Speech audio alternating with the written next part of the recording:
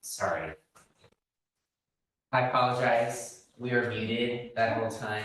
Okay, Oh, really? all right. Yeah, I apologize. That's- That was my fault. That's And okay. can you also unmute the cabin up there too?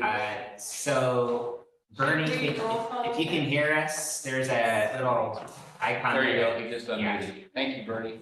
Okay, Yeah. we're gonna start over. I apologize, That's that's my fault. okay, no problem. Was it good? It was a good practice for me, yes, absolutely.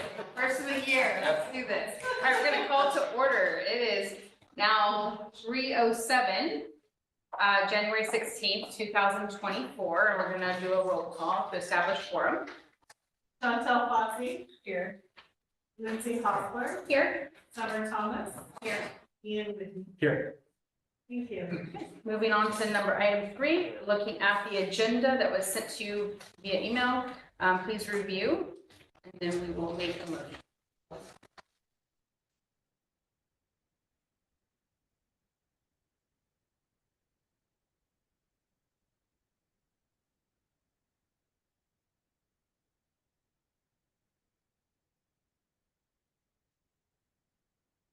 I will entertain a motion for approval for board meeting for the agenda for January 16th, 2024. Is there a first? This is, okay, this is Lindsay. I make a motion to approve the agenda. Decision. Is there any discussion? Hearing none, all in favor, please say yay. Yay. Are there? Everything has to be roll call. Roll call, that's right. Because we're just, yep. Yeah, that's right. All right, Chantel, Aye. Lindsay, Aye. Summer, Aye. Ian. Aye. Thank you. No minutes, okay. Working on to item number 4. Minutes for November 14th, 2023. Should be over there from last.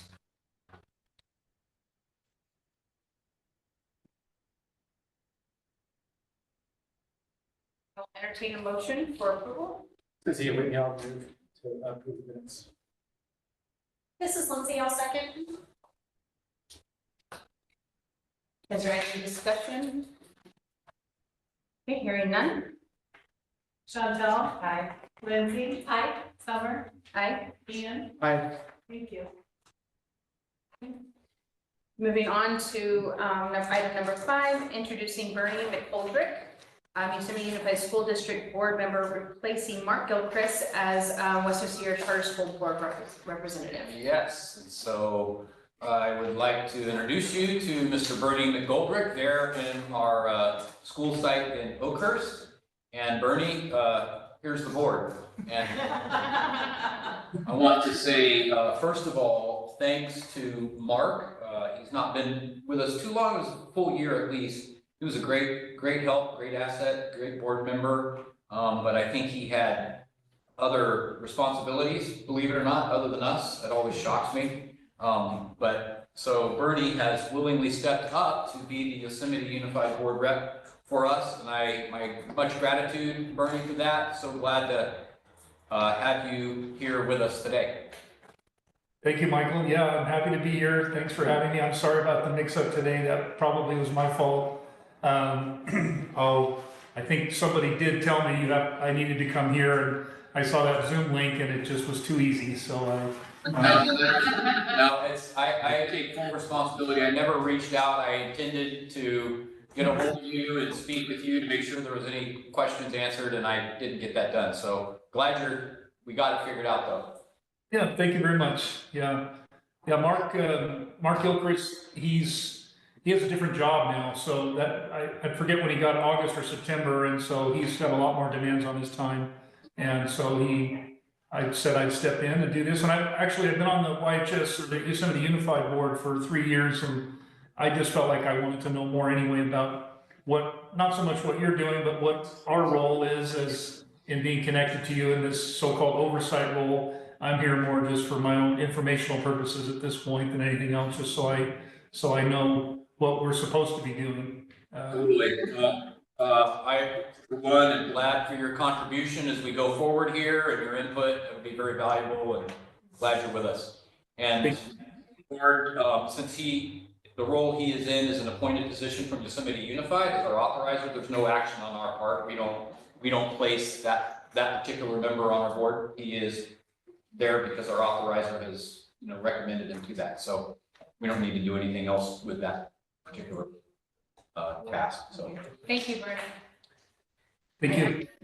Item number 6, for introduction to Mary Mellon as potential new Western State School Board member from Oakhurst. Yeah, so I'm very excited. This has been a spot we needed to fill for a little while, and Mary has willingly taken on the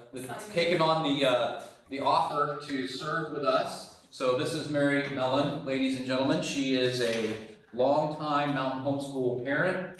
Glacier High School too? Yes, and kids in Glacier High. Great family, great parents, successful kids.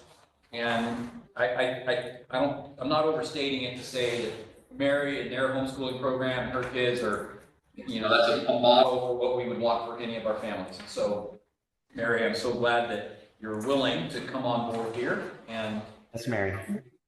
we are going to go into closed session in a moment for the board to be able to deliberate on whether you should be joining our ranks or not. But do you want to say anything to the board? Sure, I just want to say thank you, first of all, for considering letting me join this highly respected board.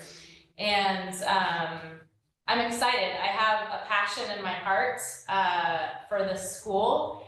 And we were coming to, when it was Mountain Home before it was Endeavor, here in Fresno in 2017, I believe. And then we moved up to the Mountain Home in Oakhurst. So you started here? We did. Wow. Yeah. Wow. I've been homeschooling since 2013 independently, and then we came here in 2017. And then moved up to Oakhurst and went to the Oakhurst campus in 2019 and have been there since then. So, but I love this school. I love the opportunity to be able to homeschool and instill those values in our kids. But I'm really grateful for this school and other people speaking into my children. So I have a huge passion for the school and the teachers that have impacted our family a lot. So I'm just really excited to be a part of it. And I just wanted to thank you for giving me that opportunity. Awesome. Does the board have any questions for Mary before we go into closed session? Okay, hearing none. We will then move to closed session. So just some logistics. And John's supposed and for Bernie, I'm gonna put both board rooms in a breakout room. That way it is closed to the public. And so in just a second, Bernie or John, you're gonna get a notification that you've been invited to a breakout room. Once that happens, then I can, put us in closed session and your discussions are private. Okay, thank you. And so closed session should just be the board. Yes, I leave. They told me to mute when you are presenting. Should I mute at other times as well? Oh. Sure. They told me there's some feedback if, I Yes. guess you're presenting later in the Right. meeting. I am. So- Don't go to closed session. Yeah, Hey, guys, you should get a notice on your screen, Bernie, to join the breakout room on that screen there. I think I do, John, just. Oh, you do? Okay. I'm talking to Bernie here. We just need to get that second. Did you guys see that? Okay, good. It looks like he's going. All right, John, you'll need to step out during the closed session.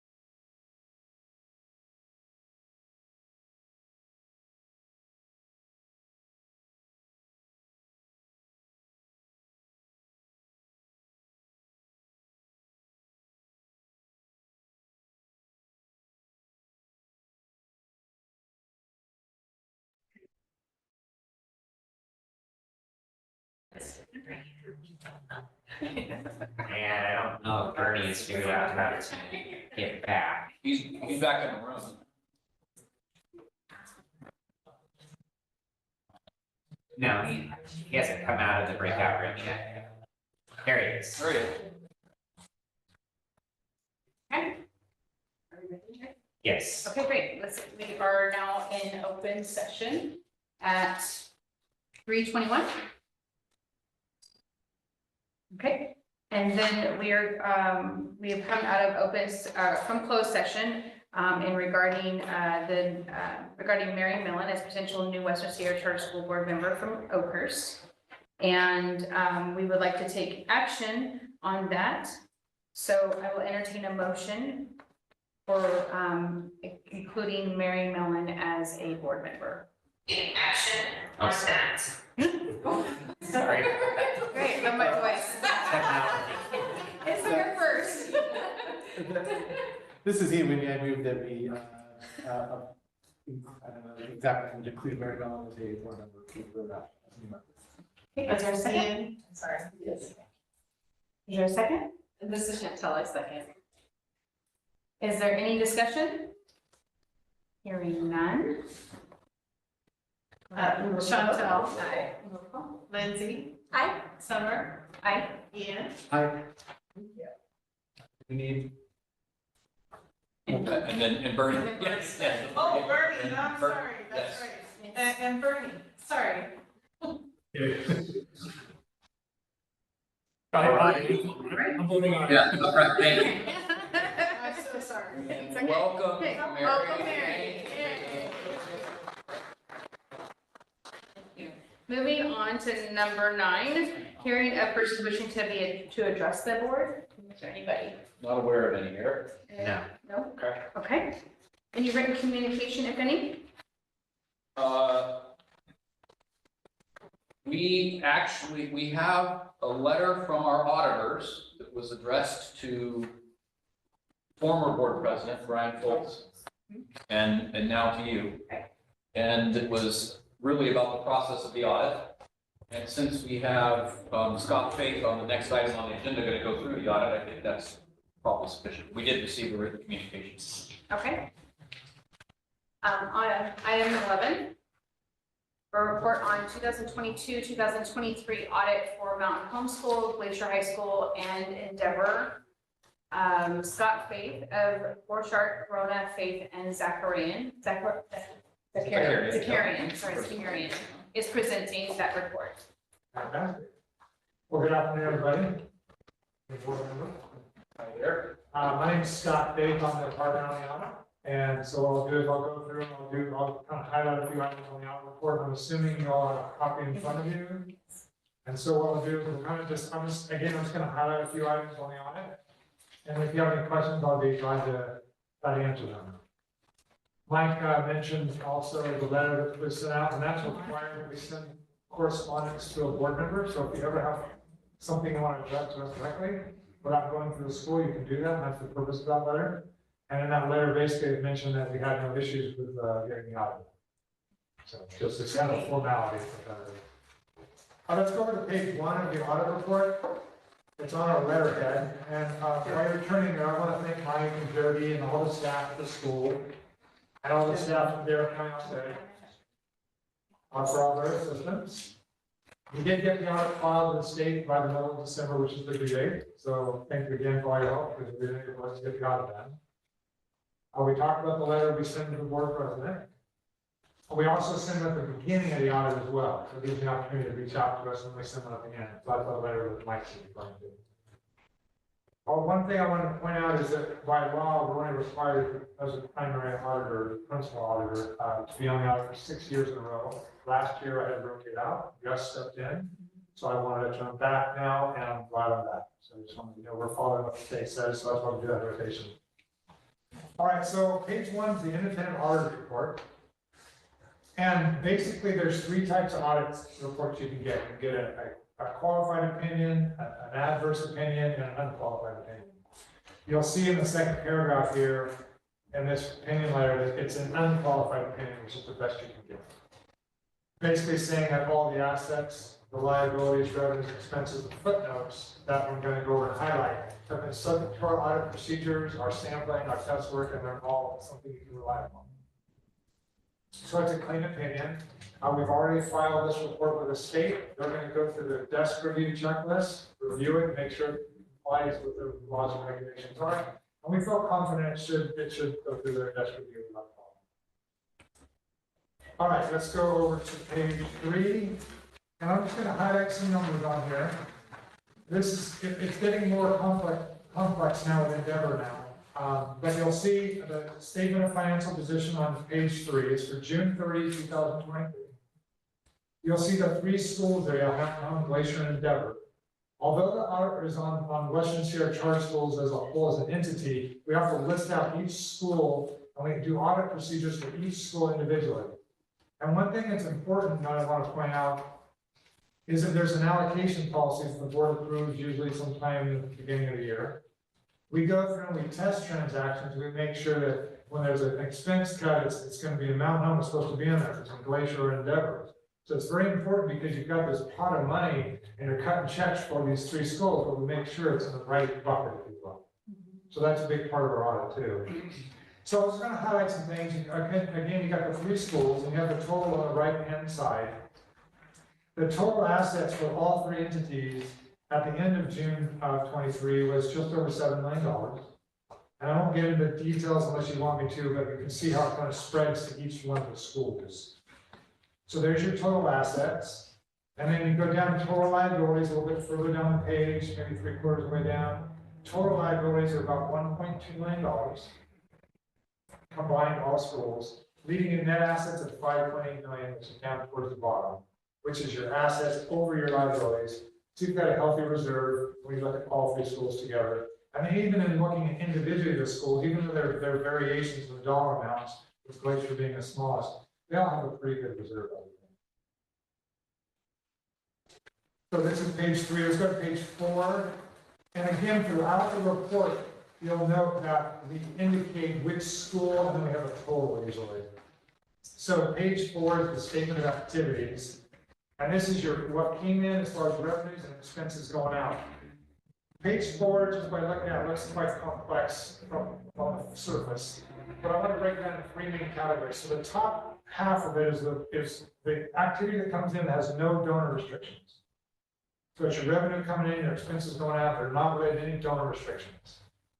And I'll go through the details out in a minute. Towards the bottom, you have a with donor restriction section, and that's your state and federal dollars that come in because they're tied to restrictions. So that money comes in with restrictions, and then as you spend it, it releases the restriction and moves up to the top. And the very bottom part is the net assets. So that's going to be your total net assets with restrictions. Without restrictions is your total net assets at the bottom. So just give you kind of a highlight how the page is organized. Now, going to the top part again, without donor restrictions, revenues that came in were about $7.8 million towards the top on the right-hand side under the total column. Revenues were just under $7.8 million. Total expenses were about $6.8 million, leaving operating income of just over $1 million for that fiscal year. And then you can see how it gets spread between the 3 individual schools. Leaving you with net assets of $4.5 million that have no restrictions. If you go down that same column, you got $1.3 million of restricted money that's still there. And most of that's state, which I'll show you in a moment. But that's a variety of state dollars that have come in that are restricted for certain purposes. So there's $1.3 million there, leaving your total net assets at the bottom right-hand corner, $5.8 million that we talked about earlier. So again, the 3 schools have a nice healthy reserve. Let's go to page 15. Again, I'm just highlighting some sections of the report. Page 15, note K in the middle of the page. And note K is the detail of the restricted net assets. I just want to kind of point out there's a whole slew of different types of state grants that make up that $1.3 million. You've got lottery, special ed, ELA grant, art and music grant. So you've got a whole slew of types of dollars that come in from the state. And this is the $1.3 million spread over 3 different schools. All right, let's go back to page 30 now.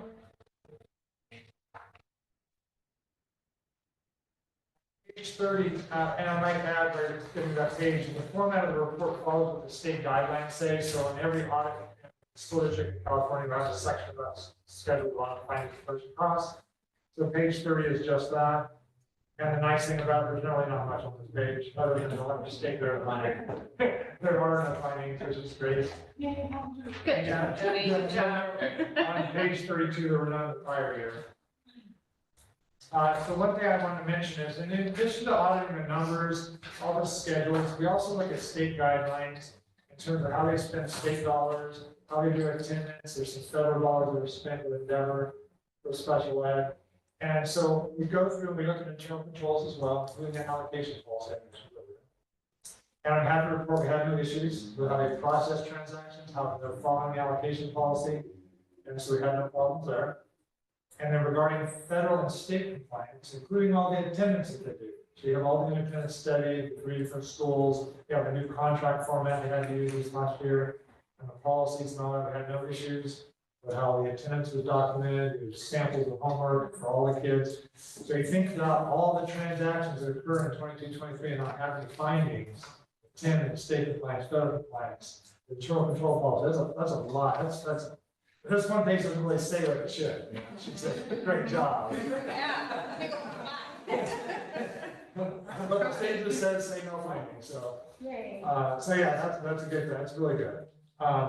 One last thing I want to mention on the nonprofit tax return, which is due in May, it's on extension. We usually do that in, right after we do the audit, so because we use the audited numbers. It will probably be done by the time you have the board meeting next month, because the board has to review that nonprofit return before we file. So we'll probably have that done in the next week or two, and then we'll get a draft. Our next meeting is in March. Oh, So, yeah, so. Okay, so definitely. Yeah, so we'll have the nonprofit returns done probably in a few weeks. We'll get a draft out to Jody and go to the board. And if you need to go over that, we're going to be a board meeting, so we do it as well. And any questions on that? Bernie, I want to apologize again, like, you should have the whole hard copy of the packet, and we will make sure we get this rhythm down in the future, but I failed to make sure that we had left one there for you. I'm so sorry. No, that's okay, Mike. We just got a report from the same firm at our last Yosemite Unified meeting, so I'm well versed in these audits these days. And you guys don't have any findings, unlike the other board I sit on. So credit to you. Thanks. It takes a team and a village. Thank you so much. You're very welcome. Thank you. Any Thanks for questions, coming. Thanks for coming to the meeting in person. No, thanks. I need to go there too. All right. Wherever you need. Thanks, guys. Thank you very much. Congratulations. Mike, it was in the packet that was sent out too, just to. No, right, it was in the PDF, Bernie got that, it's just we didn't end up coordinating on our hard copy up there, my fault. Moving on to action number 12, to the acceptance of the 2022-2023 beautiful audit report for Mountain Home School, Glacier High School, and Endeavor Charter School. So I will entertain a motion for approval. Is there a first? This is Lindsay, I'll make a motion to approve. A second? Okay, Okay. Chantel? Yep, you seconded. I said, okay, Good. that's. Bernie tried also. Is there any discussion? I have to say, that's fantastic. That's Yeah. amazing. It takes a village, and you guys did in Western I- Sectors. Yeah, so, yeah, for real, the deal is it takes, everybody has to live within the rigor of public accountability for funds. So the whole organization, every single one of us end up interfacing with the funds in some way, and everybody has to live with that rigor. And so it is really, as you say, kudos to the whole team. But I want to especially, point out Tiffany Palmer, who's handling accounts on site, Estella Vargas, who's our connection handling accounts for us at county office, and especially to Jody, who superintends over that whole thing, making sure that we are always squared away and on the right track. So, yeah. I know you guys don't get as many praises and stuff, so I just have to say you guys are good. So hearing then, well, not hearing now, but I wanted to make sure we at least honor what all of you guys do, everybody does. Moving forward, let's do roll call for our acceptance. So Chantel? Aye. Lindsay? Aye. Bernie? Aye. Mary? Aye. Homer? Aye. Ian? Aye. Thank you. Moving on to item number 13. Warrant reports for 11/6/23 through January 10th, 2024. Jody has combed through these, he and I together, and there are a few items in here that we thought were worthy of just pointing out. So as you're looking at the warrants, you may have questions. As always, you're free to, engage us on wherever you don't understand something in the warrant report. But there are a couple things I think Jody's going to take us to just because they sort of stand out to us.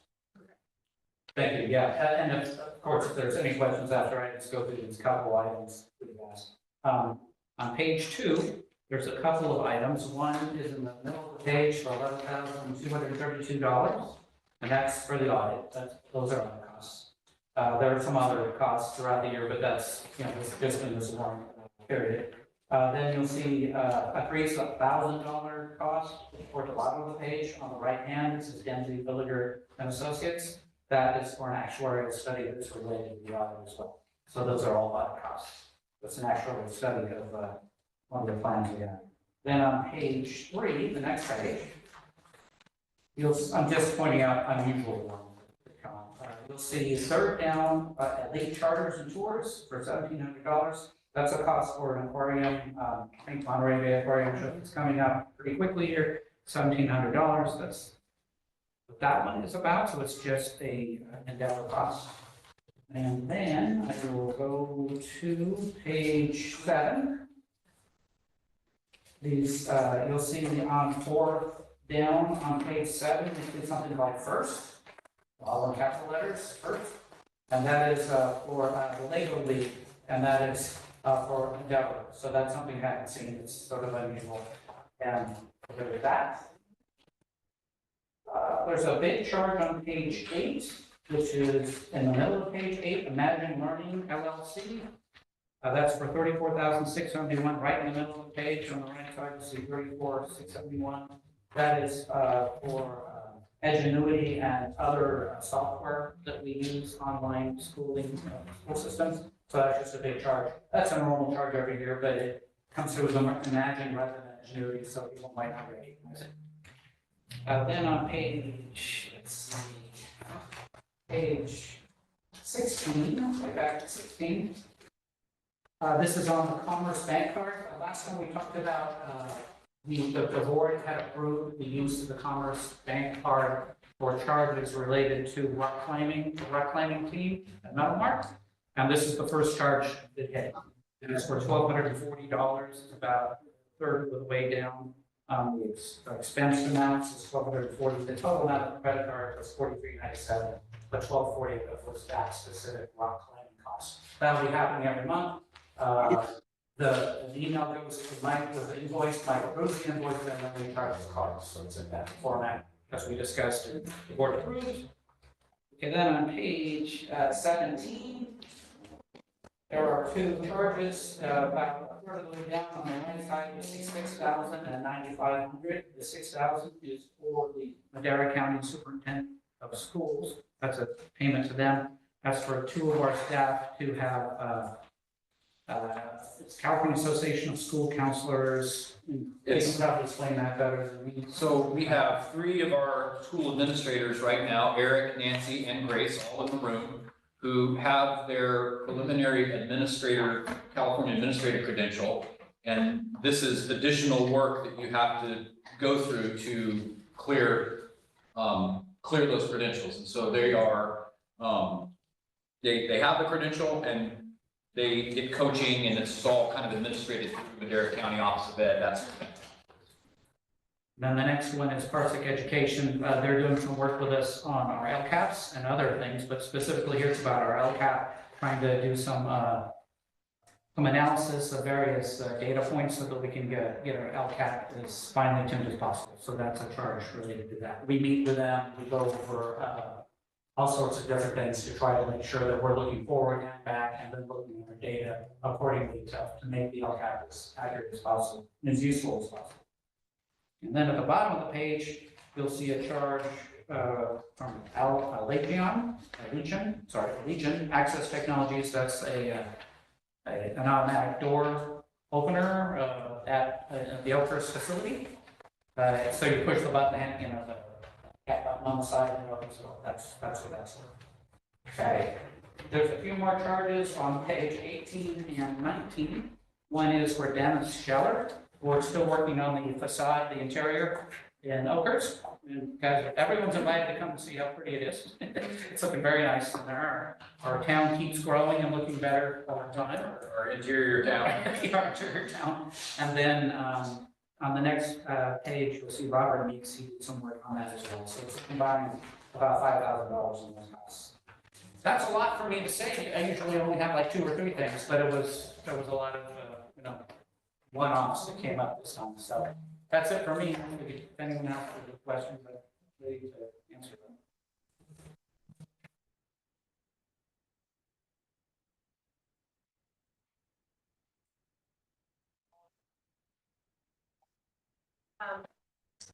Moving forward is I will entertain a motion for approval of the warrant reports for 11/6/23 through January 10th, 2024. Is there? a So moved. Thank I- you. Yes, Bernie. Sorry, I just said so moved, that's how I'm used to doing it, but do you need me to repeat the motion, or will that? No, That's not good. motion. That's That's good. got What it. you just did. Yes. Okay, all right. A second? Thank you, Chantel. Okay, is there any discussion? Hearing none, let's do roll call. Chantel, Aye. Lindsay, Aye. Bernie, Aye. Mary, Aye. Summer, Aye. Ian. Aye. Thank you. Okay, moving on to item 14, with the approving hiring of new staff, Holly Shep and Kelly Maples. And Mr. Cox, you can talk about that. Yeah, awesome. So really great news to be able to bring this to the board. And as a reminder, the way things work at Western Sierra Charter Schools is staff fly the positions, staff largely determine the positions that are needed, staff screens and interviews and does all of that and does the hiring, but ultimately this is the governing board, so we bring staff to you for your approval. It's always after the fact, obviously, because we have to have somebody to bring to you, but it is the board's responsibility to approve folks that we brought on. They come under your auspices. And I am so excited to introduce one of these folks who's with us today. Holly Ship is here with us, and Holly has come on to Western Sierra Charter Schools as our Human Resources Coordinator and also Assistant to the Executive Director. And so I've heard from the Executive Director that he's tremendously happy.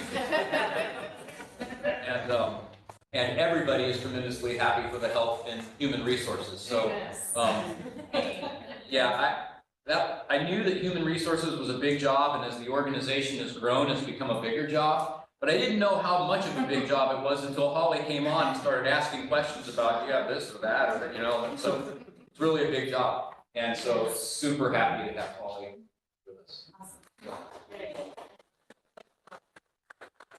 And then also, Holly being on, she's the one who ran this one.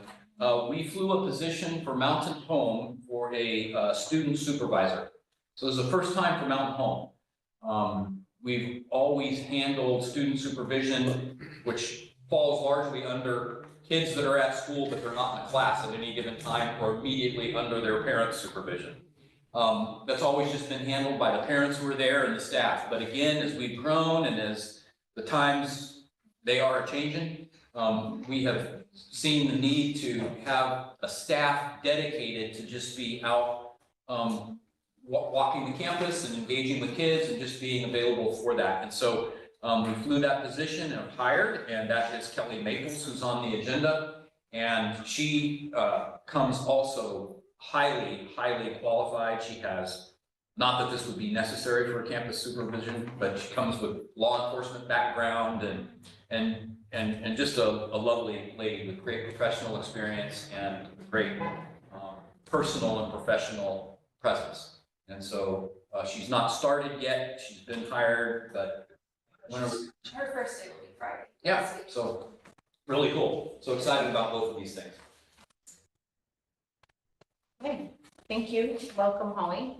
Welcome, Kelly, if you were listening. I would like to entertain a motion for approval of hiring new staff, Holly Ship and Kelly Maples. Is there a first? So moved, Ian. Thank you, Ian. Is there a second? This is Lindsay, I'll second. Thank you, Lindsay. Is there any discussion? Hearing none, Mr. Roll call. Chantel. Aye. Lindsay. Aye. Bernie. Hi. Mary. Aye. Summer. Aye. Ian. Moving on to item 15, information on first interim overview and budget updated by Jody Jeffers. Thank you. I'm going to, and in your packet, you'll see the budget overview. I'll put it up on the screen too. That will.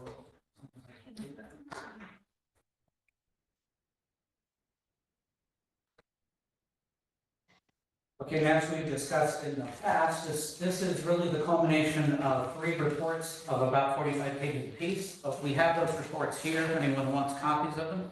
But what I've done is synopsize, put a quick version of them on this sheet of paper. It goes in order of, I can enlarge that a little bit. Now, no matter what you do, something's going to lock. I can do it so that it's like that. Okay. A little smaller. Except up there.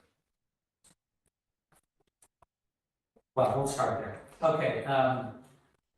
So Mountain Home, Glacier, and Endeavor. Mountain Home's on the left, Glacier in the middle, and Endeavor on the right column. And so it goes through. You'll see in the right, leftmost column, will say financial. And then it says ADA, then it says cash flow, then MYP, which stands for multi-year projection. Okay, so first of all, just go through Mountain Home School, and it has actuals to date, as you know, we've discussed in the past. We generally get our money in arrears, so we are paying the money out before we get it, so we have to have a reserve to cover the cash flow of that situation when you get money. You get revenue after your expenditures already happened. But at this point for Mountain Home, as you see on the actuals today, it says we're about a net of 35,000. So we've gotten 670,000 in revenues, and we've spent 634,000 at this point. Projected year to date for Mountain Home will be $132,000. That'll be the excess revenues after all the expenditures are done. So that's the projection. The beginning fund balance from as of 7/1 was $2,125,000. At the end of the year, it's expected to be $2,258,000. The components of the ending balance, there's a restricted balance. I want to explain restricted balance, and that's what Scott Faith was talking about, those donor restrictions. The state is the donor in this case because it's a nonprofit format, so donors, whether they be individuals or state entities, are called donors. But that's the amount of reserves that have restrictions. So whatever they might be, a specific program that says you can only spend this on construction materials as opposed to costs for payroll or other things. So we all have some little caveat in there that says we have to spend it a certain way. So that's 16.1%. Assigned reserves, $1,095,000. Unassigned, unappropriated balance, that's the balance that's just a reserve that we have not specifically assigned to anything for a future reserve, is $770,000. Now, this is as of October 31st.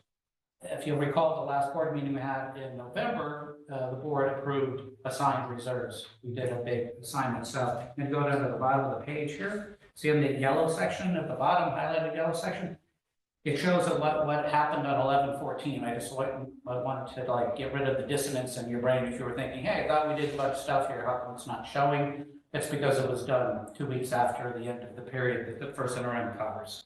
So the reality is we put, for Mountain Home, we have 1.7 million set aside for capital projects, and then economic uncertainties is 325,000. And that means our total assigned reserves is 82% or $2 million. So that was a change that we did. Okay, continuing on with Mountain Home, the budgeted ADA is 200.64. So we're in the ADA section now. And that's the same as what we think it's going to be. So I showed no difference there. The cash flow. So we also look at the cash flow, and it's in the report. So it takes our within the period of time between July 1st and June 30th, what cash we're going to receive and what is the expected amount we're going to spend in cash. And that tells us what cash is. The beginning cash is $2,358,000. The ending cash is $2,025,000. And the reason it's less is because we're paid in arrears. So by the end of the year, we're still catching up with the money that the state's going to pay us. Okay, then we're on to the multi-year projection. And so what that does, it takes the current year as year one, you already see that, that's what the financial part is, we just went over. Year two, 24, 25, and year three is 25, 26. We take the projections for the next couple of years and we put those in and do a big projection that tries to figure out what we're going to have in revenues, expenditures, and see if we're going to have an excess of revenues or a shortage. At this point, and this is as of 10/31, I do want to say that the governor, remember that you've probably been listening to the news, you've heard that there's a huge budget deficit in the state. What, a month ago, 2 months ago, they said it was going to be 68 billion. Now the governor says it's going to be 38 billion. So no one really knows. But that's a big difference on us. $30 billion is a big difference come up within a month. That's real money that's there, right? So it's like one of the things that appears that the governor is being more optimistic that there's not going to be a recession. Thank you. That's a word I think. Forgot for a second. Recession. So it does look like there may not be a recession, although, you know, everyone's been saying recession for about a year now, right? Recession's coming. And now it looks like maybe there's a soft landing. All these things are going to work out. So the governor likes that, and they went with that. The legislative office didn't, they're more conservative anyway. They always want to look at the dark side of things. And so they came up with the 68 billion. In any case, none of that is in here. This was as of 10/31, okay? So this will be updated for the second interim, and we'll see. At this point, it looks like these were based on projections of getting a cost of living adjustment in the next 2 years of about 3 to 4%.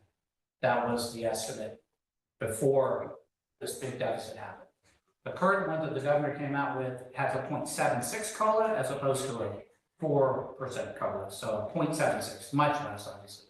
So about a quarter of the amount, less than a quarter of the amount of what we thought. So that means revenues will come in short of what these are projected. So by the time we get it to you, it's already old news, but that's what's happening. So given all that, it still looks like we'll be fine. The worry was that it was going to be a negative number, or there would be, you know, we're actually cut your funding, or we're going to do deferrals, which is where they don't give you cash. They say, oh, by the way, we're giving an IOU, good luck, pay your people, we'll pay you later, and don't worry, we're good for it. Those are deferrals. They've done that to us in the past, the very recent past. A couple times in history, but the recent past it did happen. Actually, in Endeavor's first year, there were deferrals added. And Endeavor was deferred almost $1 million, more than $1 million that it didn't get. So, and then it eventually did get it several months later. That doesn't appear to be happening this year, which I'm so happy. That's correct. So we don't have to do that. When we have deferral, like we did in the past, we had to go out and sell our receipts to a third-party vendor. They charge us interest on those receipts. They give us the cash, then we pay them the interest. It's a loan. But they know the state is good for it eventually, so it's they give it to you at a certain rate. So whenever they do deferrals, they act like it's a little thing that doesn't hurt anybody, and in reality it does. It's all the schools pay the interest on the money that they needed. Quite often we don't need to go out. I mean, Endeavor needed to go get money because it was in its first year. It didn't have, remember, it had zero when it started, so it had to do that. Now we have a much bigger reserve and things do look better, so, and in any case, doesn't look like it froze, so that's good. Okay, that all makes sense?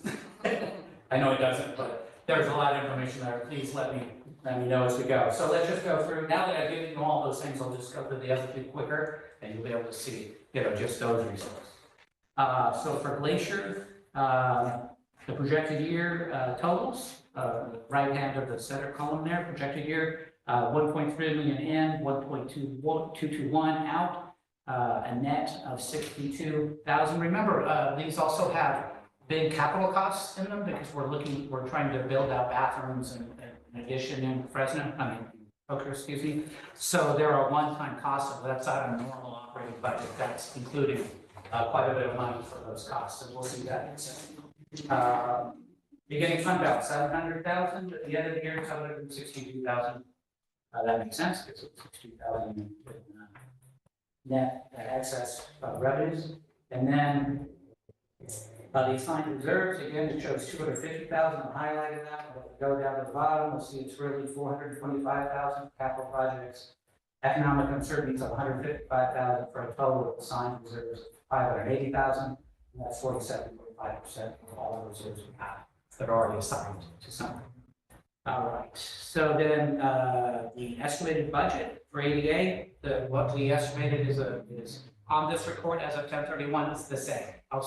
There was an adjustment that I'll show you in the next bit. It does show an adjustment there. Cash flow, 743,000 at the beginning of the year, 675,000 at the end of the year, again, because we're paid in arrears. Total revenues under the MYP,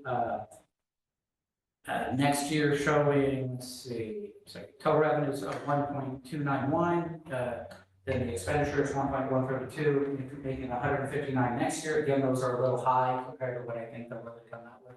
They'll be positive, but we'll have to see. That number just came out like a week ago, so I haven't done all the projections. But given how we handle things, we'll be able to take a basically a net no increase and still be okay. We'll just make changes where we need to.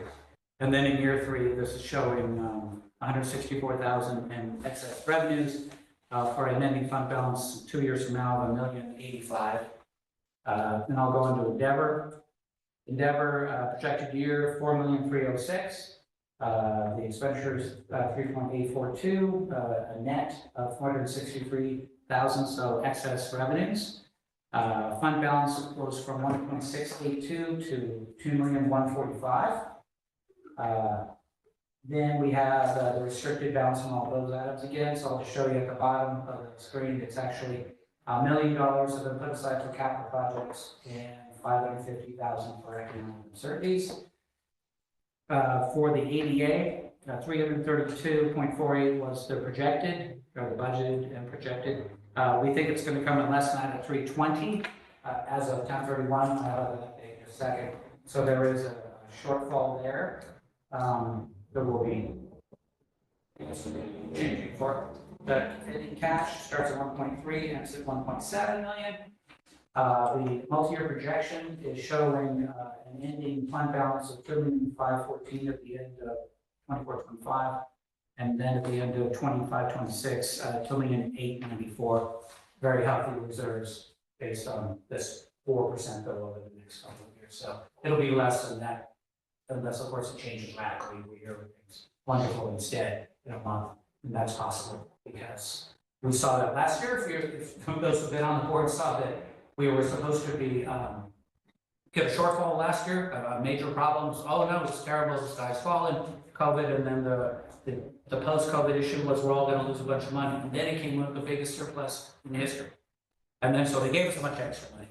And so now this year they're saying it's short. It probably is a little more normal to think it's going to be short this year, but it's hard to say because they keep delaying the revenues coming in. So it's hard to say what's really going to come out. But we're going to be conservative and think it's going to be about 0. Is what our plan is going to be. We're going to get exactly next year what we got this year. That's what we're hoping for. And if that happens, we'll be fine. That's it for this report. Again, this is 10/31, so right now we're already in January, and so but that's old news. And here's some new news for us. So I'll try to be quicker with this. And, I know I talk fast, but I don't want to waste your time. Let me see if I can share the screen with a new screen. So if anyone has any questions on the, last step, everyone? Oh, sorry, you're right. Yeah, it's a good catch. So in the yellow section on the bottom, it says as of 10/31/24, it should say 23.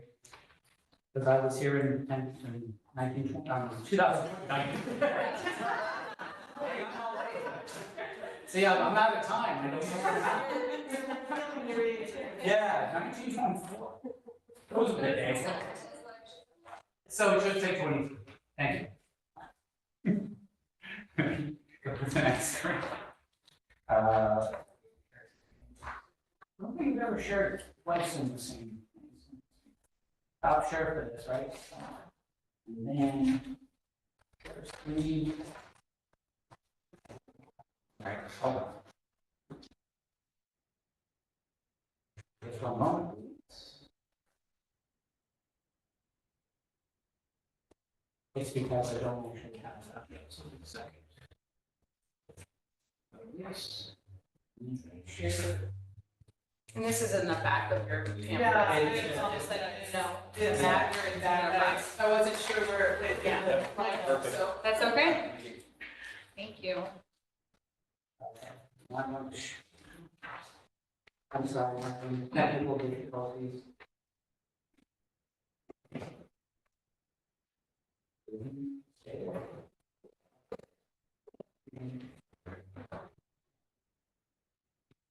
Okay. You got it. Because my Zoom keeps disappearing as I go toward it, because about to touch it, it goes away. Anyways, so here we are. This is budget update as of 12/31, so just a couple weeks ago. So, and I'll be quick here. Here's Mountain Home School, and this is where we have all the data points, all the different items. I've made multiple adjustments, as you can see in the, where it says budget adjustments, there's lots of pluses and minuses there.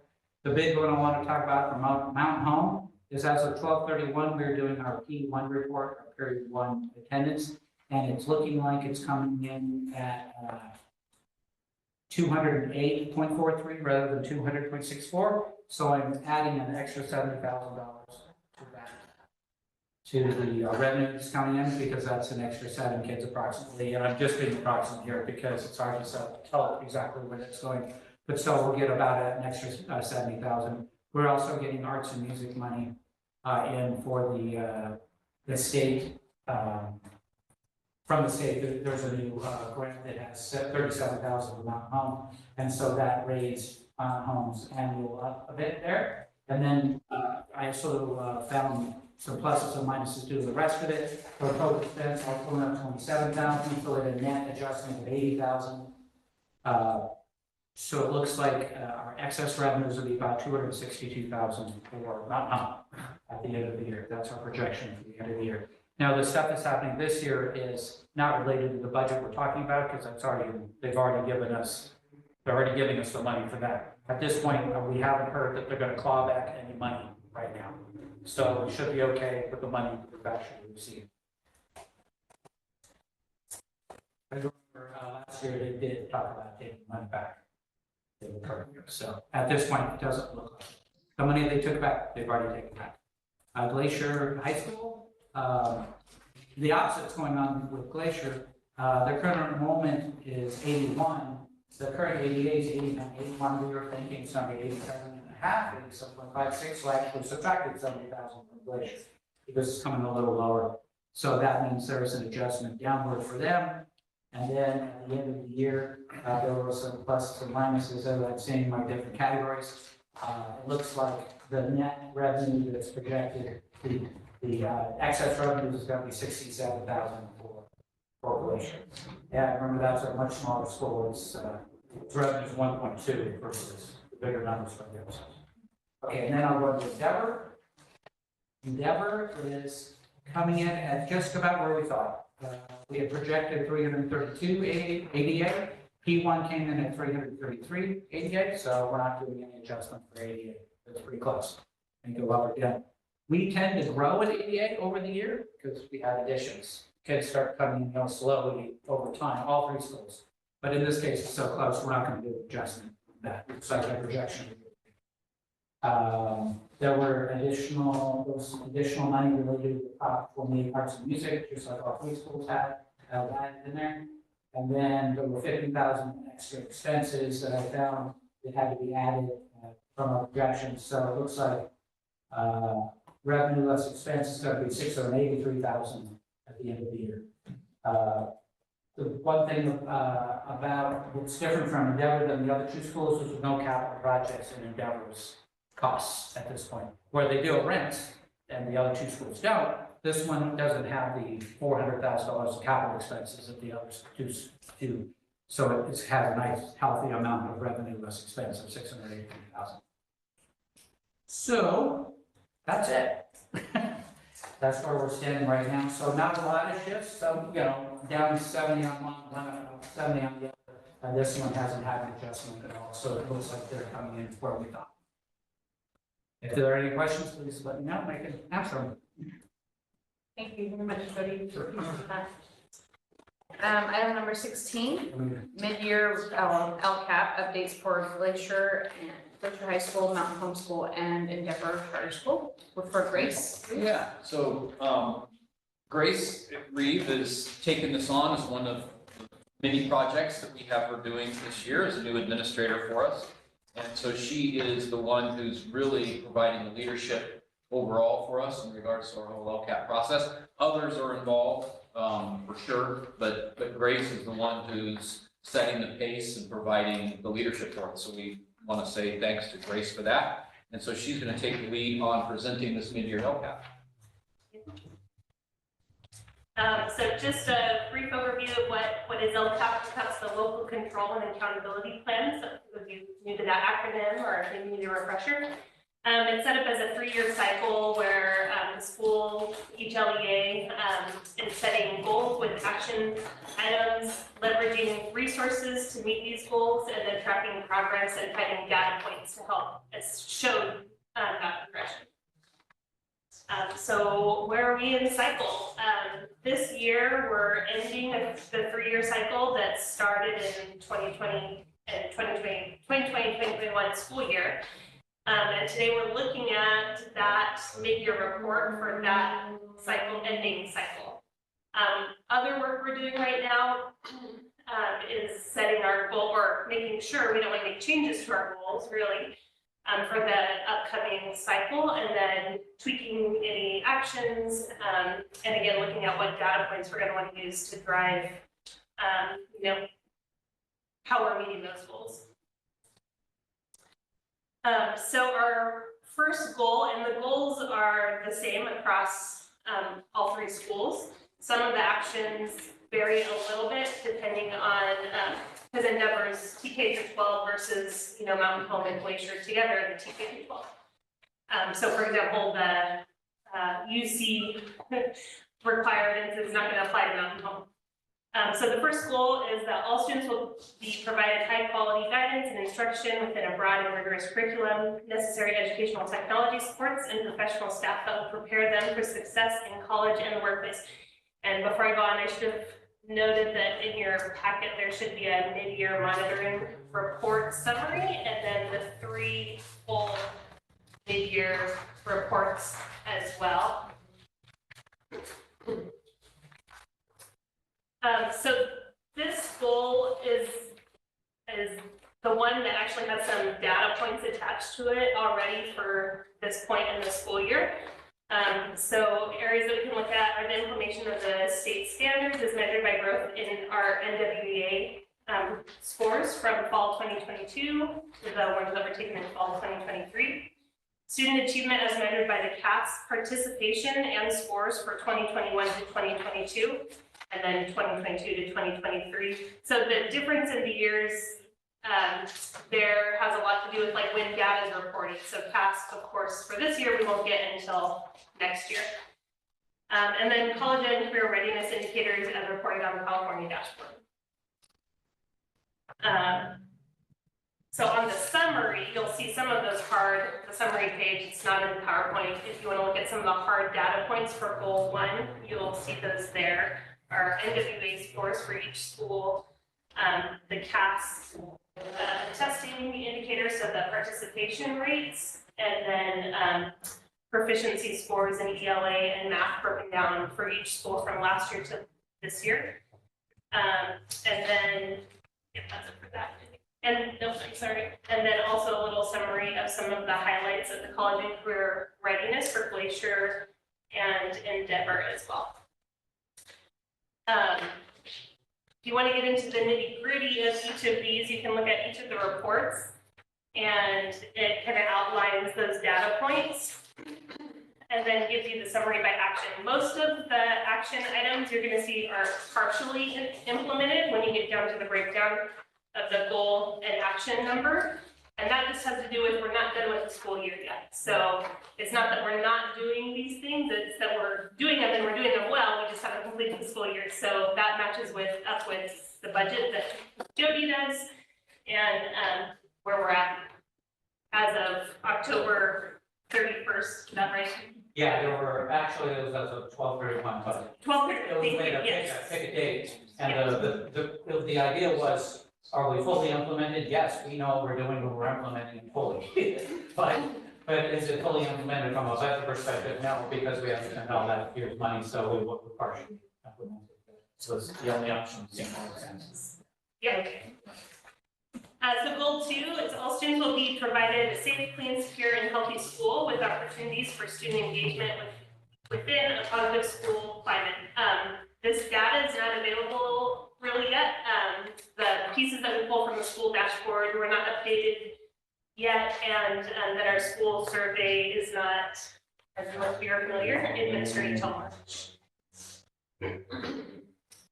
Similar to goal 3, so the data is not yet available, survey will come in March, but goal 3 is that the school will provide opportunities for educational partners, parents, students, staff, community members, and organizations to participate in various aspects of the educational environment to support and enhance student success.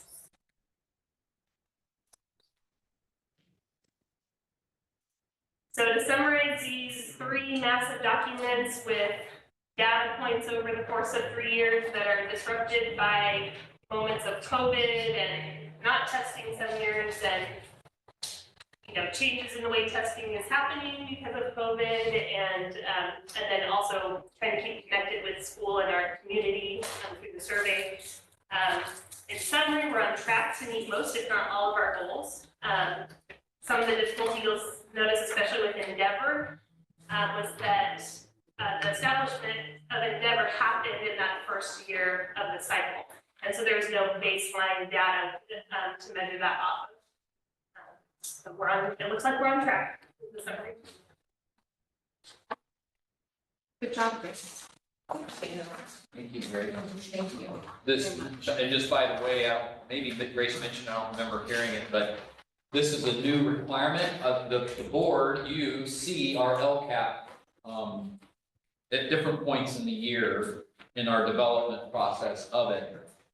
This is a required information item. It's not a required action item, but now all schools in California have to do this mid-year report update to do just what Grace has done to basically sort of just brief you on what status is on those things. But yeah, so this was a new thing. It's good to do, but it was required that we do this. Moving on to the later. Sure. All right, moving on to item number 17. For the Fresno staff liaison, Grace, you're up again. Couple updates. So one of our big ones, super fun, we have Robin Allen Maddox coming on as an adjunct teacher. As you know, Brooke Yanos is stepping out of this role, and we are all very, very sad about that. But Robin's very excited to be joining us and will be taking over one of the first, second grade enrichment classes that Brooke was teaching, and as well as the 8th grade science class. We had our basic emergency response training that Nick Felton put on for us as a staff. I think that in general feedback was that it was really nice to have one of our own leading the training. So it was very extremely relevant, just kind of going over some basic first aid and protocols to follow in some of these situations that are more common to the school setting than maybe, you know, an outside entity might provide us with. So lots of hands-on, we've got to get into all of the bags and see what was there and what's available, all the supplies, and kind of in general steps to follow, and then reporting of those situations as well.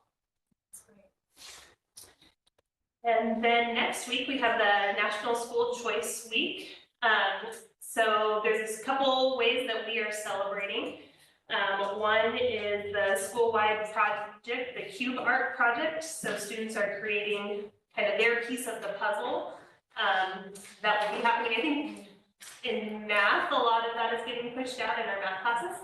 And then we also have the poster essay contest for students, Why I Love My School, or writing to the prompt, My School Makes Me Proud Because. And then in the picture is one of the teacher doors. This is Mrs. Chug with help from her kiddos to create a door, a school-themed door that includes an astronaut of some sort. So this one appeared over the weekend. I think that, oh, a couple more. So in our professional development at the high school level, we are advising teachers, and a couple of our adjunct teachers had a big discussion on some various executive function, but primarily revolving around fostering the development of self-advocacy in our students. So kind of talking through how can we help them do that? Kind of the model of gradual release there. In curriculum, our focus has been on replacement of some curriculum that's outdated, especially in our remedial area. What we can use, especially textbook-based curriculums there, and including options for our English learner students as we're looking at new curriculums. In elementary, our professional development, one of our discussions revolved around the Wednesday field trips, which are, I think, a highlight of a lot of our elementary programs week. Time for community, and they're doing lots of cool stuff there. But kind of filling out the calendar for that and figuring out, you know, how could we create some cyclical ways of doing these things where kids get a return to it every couple of years and see it in a different way. And then for curriculum, whoops. In Denver, Glacier and Mountain Home, math teachers all met and are kind of collaboratively working on what are we going to do for math adoption, since some of our materials are no longer available, and the new frameworks are going to be coming out in 2 years where publishers will be aligning to that. So what do we do in between? I think that's it for updates. Thank you, Grace. You always do a great job on your slides. Thank you. Okay, my Ochre staff liaison, John Sloss. Can you mute that? Okay, great. It says hosts disabled screen sharing. Oh, sorry. It sounds like one of you guys have microphones both on maybe in there, or you have the sound turned up on your computer, John. I think it's on your computer, John. You need to mute your speaker. So Okay. Is that better? you know. So you should turn off your microphone and your speaker on your computer. And then I apologize on the screen sharing. Hold on 1 second.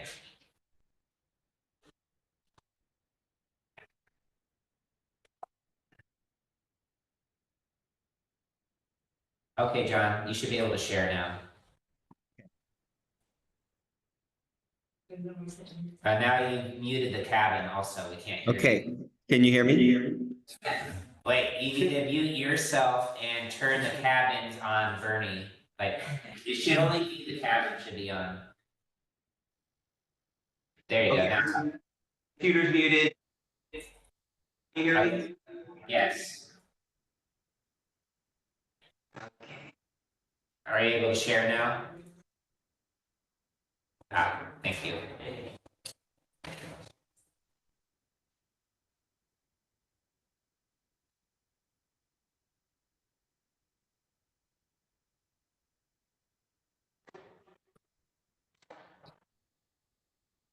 Can hear me and you can see my report.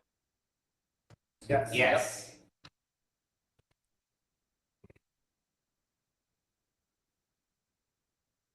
Wait, now I don't hear you. Can you?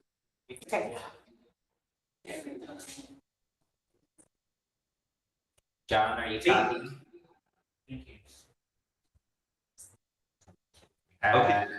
I'm not sure what happened with your sound in the cabin. Maybe try making it unmuting. Speaker up here, or- There, I hear you now.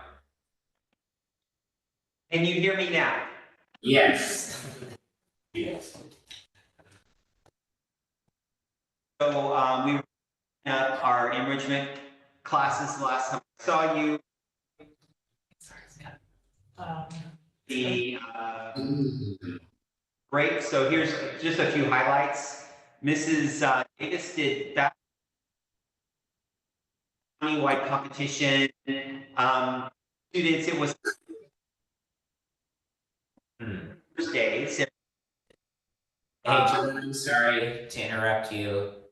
There does seem to be some issues with the Can we just have sound. the sound on the computer and the smartphone? Yeah, so we could do the sound on the computer, but then that's gonna require you to mute the, your cabin, like you'll have to bring the volume down on the cabin, from there. Sound off. And then Turn on your volume on. that.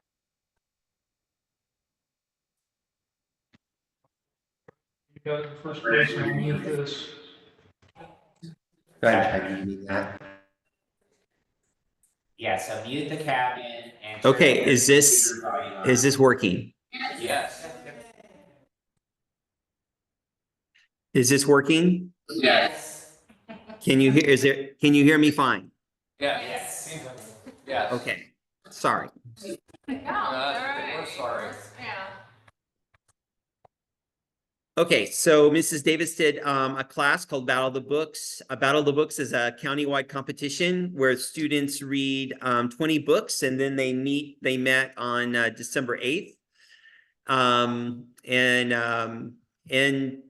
down in the valley. And so then they read books and then they're asked questions about this books. They had a great time. They want to do it again. It's something new. And they didn't place, but all the students had a very positive experience and they'd like to do it again. And so there were fourth that participated for us, 4th, 5th, and 6th graders. And that's Mrs. Davis did that.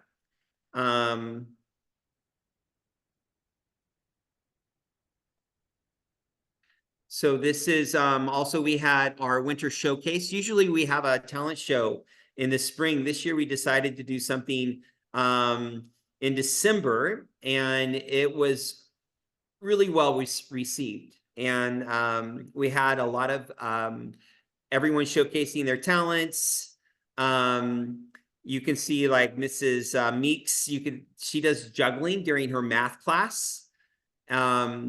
And so they like they take a break and they learn how to juggle. So that's a lot of her math students juggling scarves.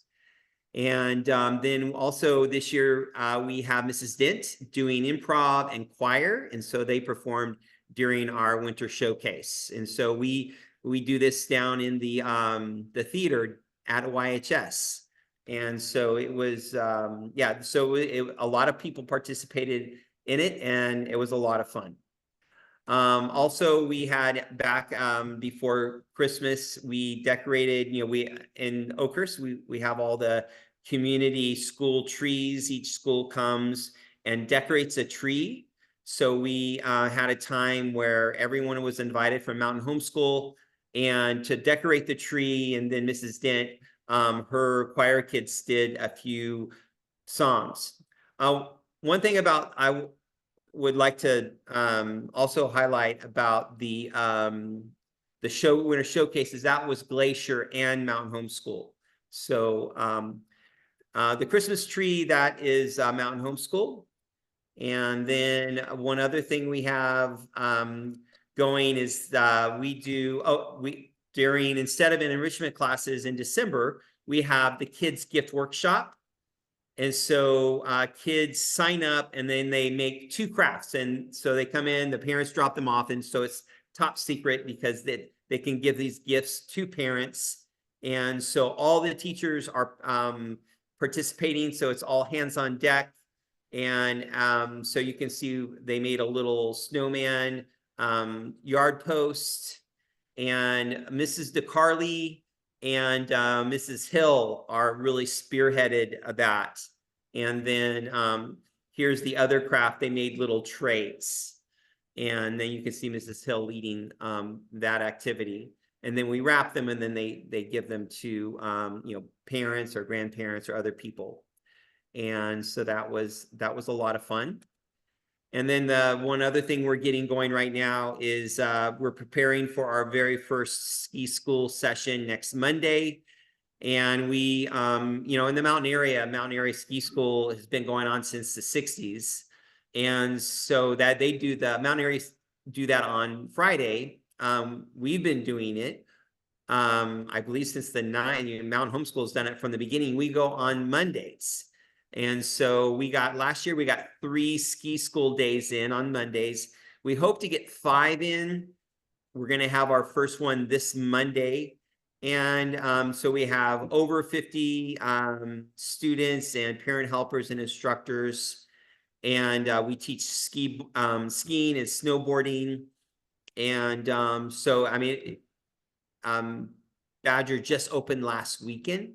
And so that is that will go on hopefully for 4 or 5 Mondays. We'll see how long the snow lasts. So and that is just some of the highlights from that's in the last month and a half. So Thank you, John. Awesome. Appreciate it. Thank you for being so Thank you. patient. It was worth the hassle. It was all great to see all that stuff.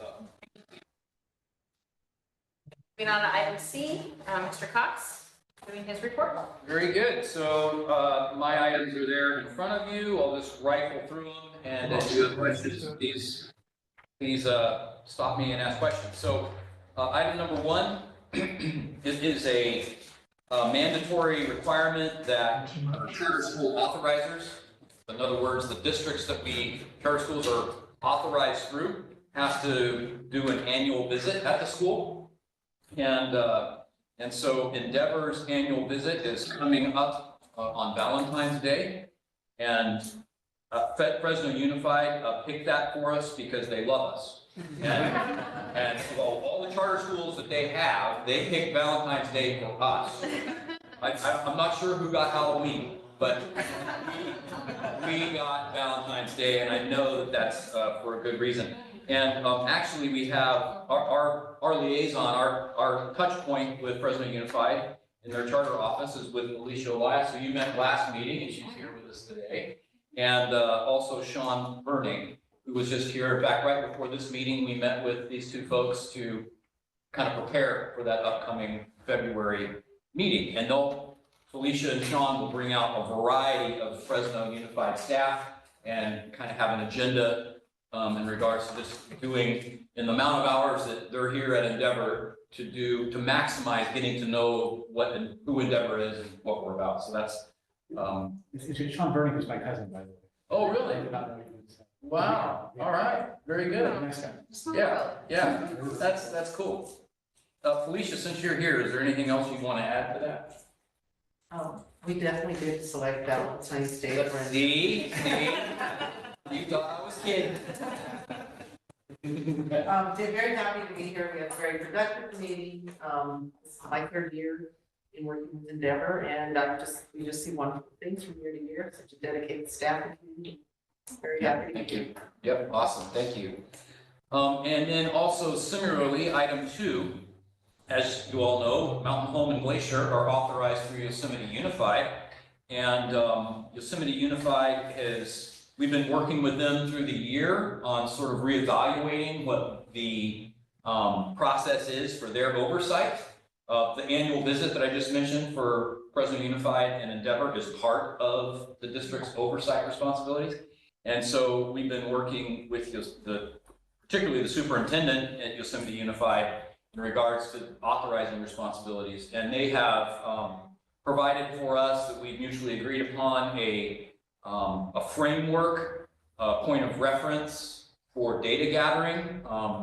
There is a FICMAT, the Fiscal Crisis and Intervention Management Team, just it's a state level accounting operation that works for government entities in the state, has a recommended authorizer oversight checklist, and they basically have asked us just to do that. And there's a lot of stuff in there, it's a big old document, but it's all stuff it's really just the administrative labor of pulling that stuff together, because it's all 95% of material we already have. So we're going to be working on building that for Yosemite.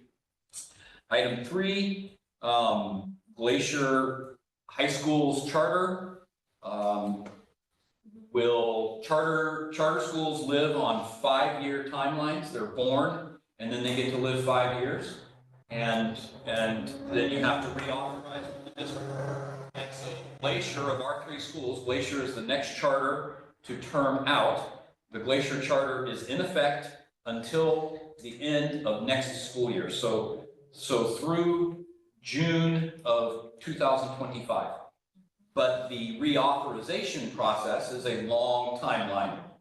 And so we are intending to bring a draft Glacier charter to Yosemite Unified and present to them by the end of this school year. So sometime probably in spring, it's a project we're going to be working on, is sort of freshening up and getting our charter up squared away to present to Yosemite Unified. Then in the coming school year, their board and superintendent will be working with it and looking toward seeing their approval, hopefully by Christmas. So hopefully our new board member rep Bernie here can help make sure that we can get our approval by Christmas. And the only reason is, Bernie, it's just helpful for us to know that we have our charter, not at the last minute, but going forward, we were able to get that done.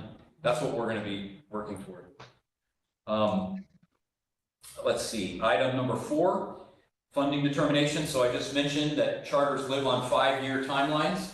Another timeline that charters live on, our kind of charter, independent study charters, 2 types of charters. Essentially, there's a lot of ways you can cut the pie, but one of the ways is to say, of charter schools, you have site-based, seat-based attendance, which is kind of normal schooling, that people take attendance of the student sitting in the seat. That's the vast majority of schools and charter schools.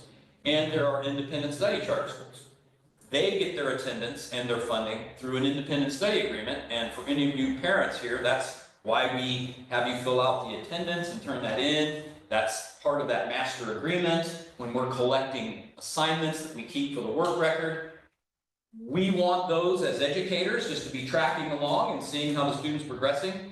But the state needs that we do that because that validates the attendance.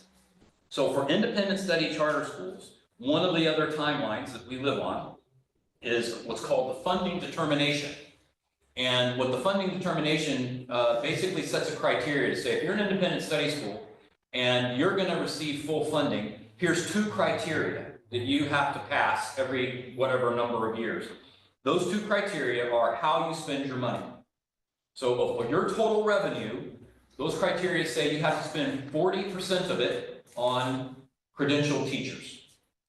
And then you have to spend 80% of your revenue on instructional related costs, which includes the teachers, right? So you have to pass those 2 criteria, and then it's full funding, automatic. And so that's what we all, who's going for funding determination. Mountain Home and Endeavor is up for this coming year. In fact, we're going to be filing those funding determinations coming up here in February. So that's the process. I'm sharing this with you because you should know that that's part of the process that we go through. But there was an issue last year that is, there was extra money that the state was talking about providing schools, all of that extra money that Jody mentioned last year. But it wasn't decided on whether that money was gonna actually be funded and allocated until June. And so there was some back and forth that one month we're hearing, yep, it's probably gonna be allocated, then another month it's not gonna be allocated. So we did not, and it was for last year's program. So money that's gonna be allocated for last year's program wasn't allocated until the end of the school year, the fiscal year, and it wasn't made the decision until later. So we are conservative, and so we did not plan and spend according to this extra big, huge chunk of money. What that means then is that we are coming in for Endeavor and Glacier just under the 80% that's required for full funding. If you don't get full funding, they cut you back to 85% of funding. However, if you don't meet those two criteria, and that's the only reason and the only time we've ever not met the criteria was because of this funding chunk that was a political ping pong ball that finally ended up, they did fund it, like, great, we're so glad, but then, now we haven't made the funding cut, or the spending cut. There is, if you don't make that 80%, then they put you into a category called mitigating circumstances, and then you tell your story. You say, and what our story is what I just explained to you. Like, you talked about giving us this money, and then talked about not giving us this money, and talked about giving us this money, and talked about not giving us this money, and then after school's out, you gave us the money, and lo and behold, we weren't able to spend it. And that's why we're in this scenario. So we're gonna be basically, without any cheeky sort of attempted humor, we're gonna be trying to explain that story in mitigating circumstances.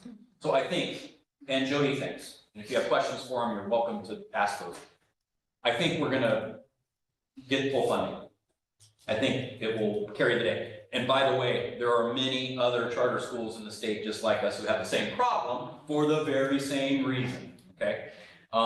And I think that's gonna be helpful for us. If we don't get full funding, then what happens is they would cut us to 85% funding for the coming year. Well, then the next year you go back and you apply again, and guess what? You totally make your spending because your funding's been way reduced, so you absolutely make your spending. And so it's ridiculous, it's unfair, it's ridiculous, it's frustrating, and we've lived with it as long as I've been doing charters. It's been a thing. And I want to say that as far as we can tell you, our best estimate is that we are gonna get the full funding. If we don't, even with 85%, you saw the numbers before, we're good to make it through that, and then that will guarantee, virtually guarantee, when we go back for the funding determination the next year to get full funding. That was a whole lot of stuff before I carry on. Is there any questions or anything with that comes to mind? We're gonna be good. It's a little bit frustrating, particularly in Jody's office, who makes, he has this down to a science of making sure we're spending at least exactly what we have to. And over when we need to, but at least we're gonna always make that. And then because of this one scenario, it ends up, so. Yeah, it's virtually unavoidable. Right. So that's that. Too large a number. Right. So here's some good news. Number 5, we continue to be on the building search. Over the break, with our realtor that we have working for us here at Endeavor, visited, we're not gonna get it, so we're not gonna get this building, but it was exciting to go look at this building. It was on Shields and Fresno, and even when we were looking at the building, there was already somebody ahead of us who had put an offer in, and they countered, and then they accepted, and all of that, so we're not gonna get that building. But it was in the zone of what would be potentially affordable. It was like, they were asking $3.5 million, it's a 30,000 square foot plus building, 80 plus parking. It had a whole lot more than what I just mentioned that was, commendable, but we're gonna keep looking even without that. And here's what's neat, is I feel like we have a partner, because we don't have $3.5 million, right? We don't have that to go get a building. But we have a partner who wants to work with us to be able to buy a building that then we could lease from. And even with the potential, even in our conversations with the potential of at some point to own. And that partner actually is the person we're leasing from now here, Ron Saul. And he loves our program. He likes what we do. He likes that we pay regular and on time. And I'm sure that has nothing to do with why he loves us so much, but he does like both of those things.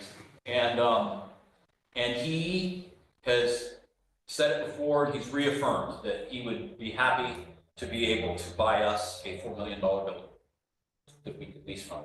So we're now we're looking, and we have something behind us that makes it more tangible. So ladies and gentlemen, every time I give you an update here, especially all of my dear Endeavor colleagues and friends here, we are serious, we really are looking, and we want to solve that problem of getting us in the right building. And I think,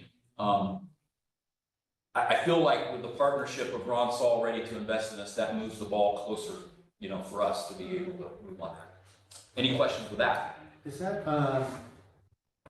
that different or in conjunction with the financing that we discussed a couple meetings ago? Is that? Yes, sort of what's the status of that? That's different. Different, it's in addition to, it's another option. Okay.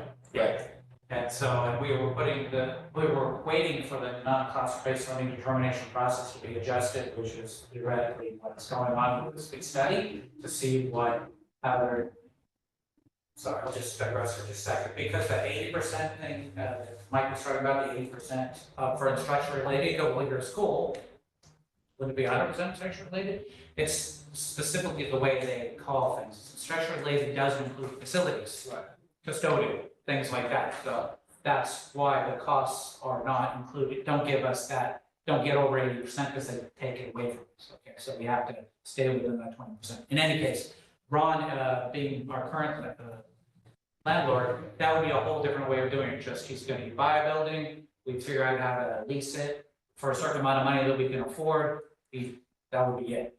It would just be, the other way was going through all those other arrangements, which is still viable. It's just a different. Yep, it's somewhat attractive because I think it's a little more straightforward with a single item investor and that we have a relationship with, and we're already in one of his buildings. So the transition from paying for this building into that and those timelines seems like it has the potential of segueing a little more smoothly if we end up. Same landlord for both, giving us transition. And then, Yep. So we have the other issues still ringing, and of course, we have to go through a modification of the charter and get. There's lots of stuff. Once we move on that, there's a lot to do. Yeah. It'll take probably about a year. Once we say, okay, here's the building, Ron's gonna buy that building for us. And then we're probably gonna be a year out before we can occupy and start serving students. Through all of the various regulatory agencies, including our charter, President Unified, on how that all works. And it has to be in the Fresno Unified School District, not the Clovis. Right, the building has to be inside Fresno Unified boundaries. Yep. And hey, if you are up in Oakhurst, we've been doing some cool building improvements. One of the offices, the wall facades we've been working on. And so we've been putting time and energy into that, and they're, at least I'm really happy to see that move forward. We've needed that done for so long. And so I'm really grateful, and neat stuff is happening, and that work continues on, but that's happening. We still need bathrooms. The lines are long. And they are long. And Struggle is real. so here's what I'm gonna do. I should have decided this before. I'm gonna go to our local Board of Supervisors representatives and say, we have to go to the bathroom. And we've waited 2 years.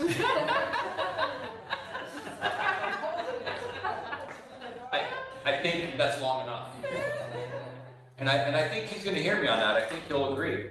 And he's gonna help us because it's been stuck in ridiculous nowhere zone land in Madera County planning. And for bathrooms that are like a necessity in any operation. So, and there's an order of operations, the way the dominoes fall. We gotta have the bathrooms because we just have to have them, obviously. But we also know we're doing building addition.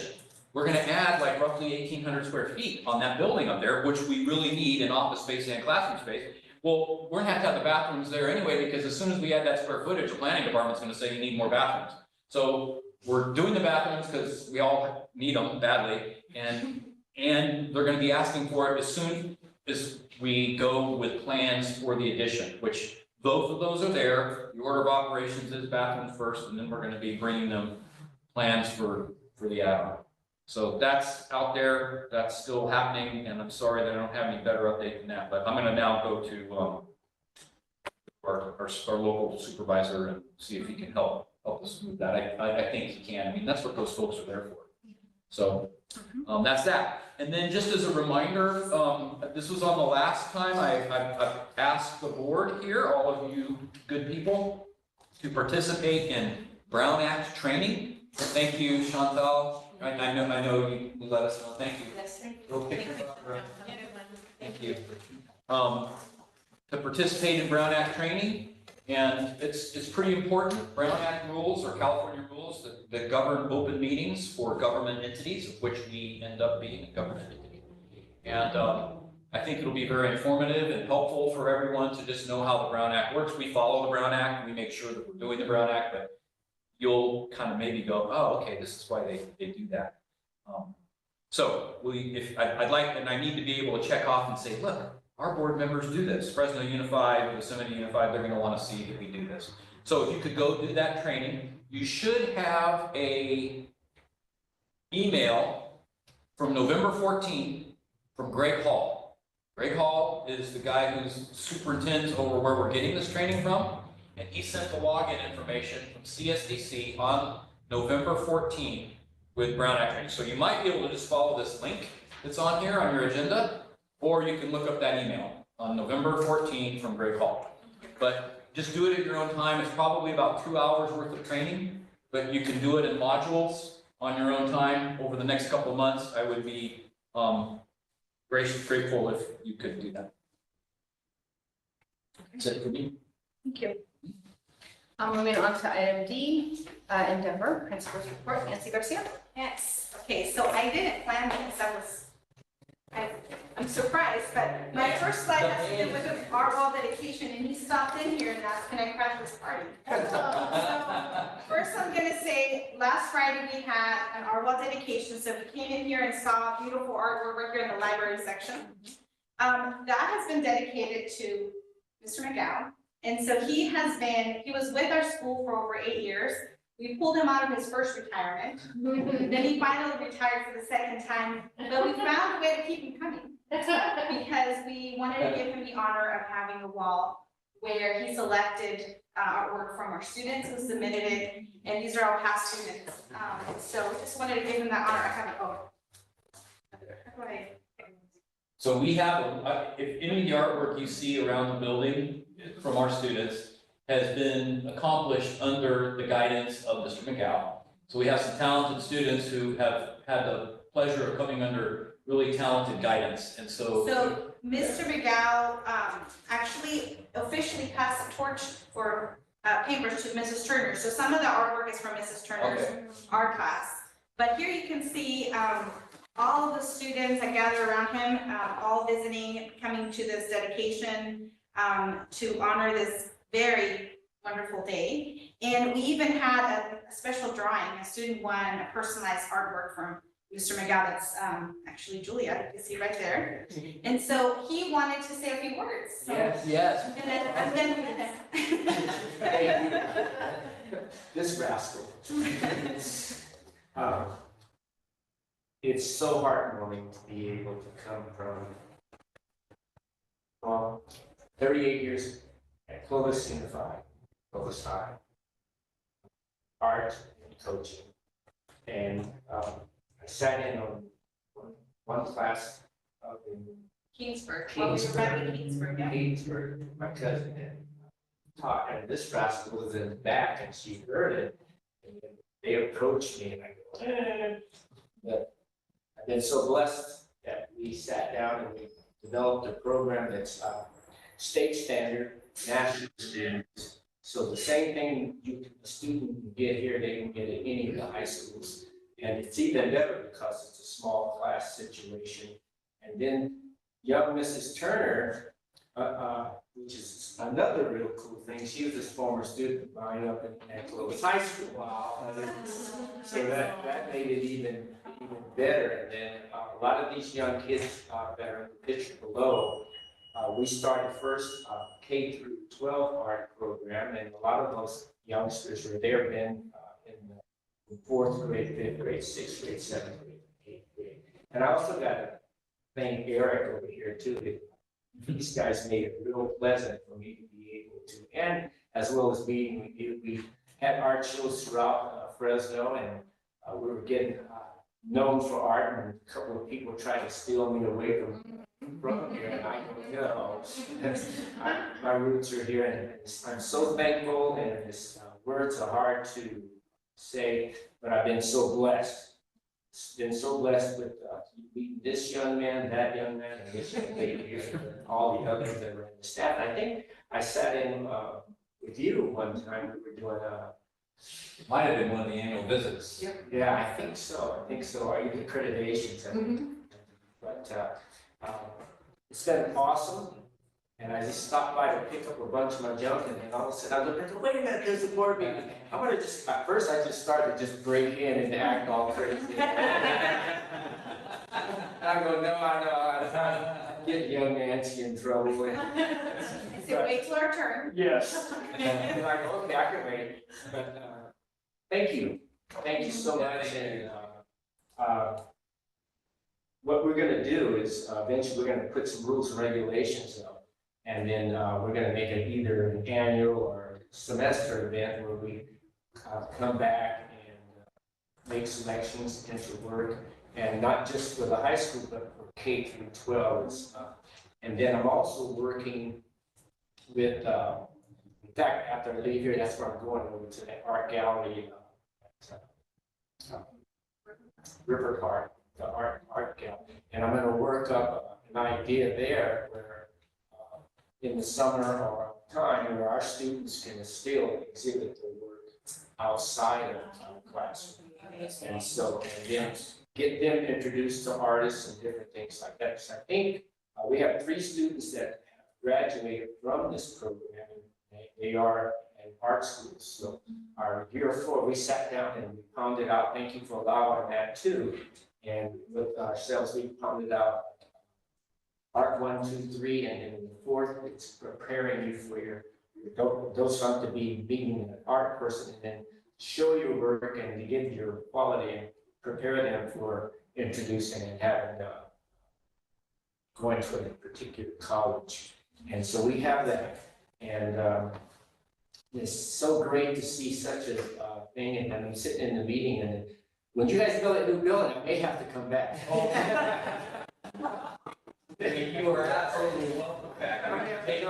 We'll take you in after second term. Yeah, that's pretty cool. You have to help us move the wall. Yes, I have to move the wall, and I may have to do a little, yeah, I don't know, but no, I'm kidding. No, I'm not kidding. Yeah. But thank you guys so much, and I'm gonna leave the meeting because sometimes I can get over talking, and you guys, it's exciting, and so it's an honor. Thank you, Mr. Thank you. Miguel. Thank you.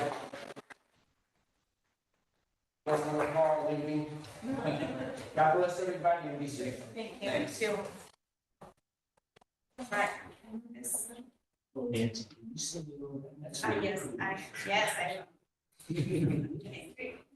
Okay, so gonna feature 5th grade math class with Mr. Tettleton. They went to Whole Foods and applied math to real world experiences. So they had to prepare menu and budget, and with the help of a lot of parent volunteers and the staff at Whole Foods, they were able to do a visit. So I'm gonna show a quick video of this. Was this right over the one right here? Yep, Neat. yeah, so I don't know if They quickly Is learned it- that you is can't. it showing, right? Is there sound? There's sound, but it's just classical music, there's nobody explaining. So basically, they all met over there as a field trip, and they had shopping carts, a list, and they got to talk about portions and costs and menu items, and super interactive, answering the question, why learn this math? So you can see all the different experiences there at the actual store. They kind of invaded Whole Foods. That's great. Cool. All right.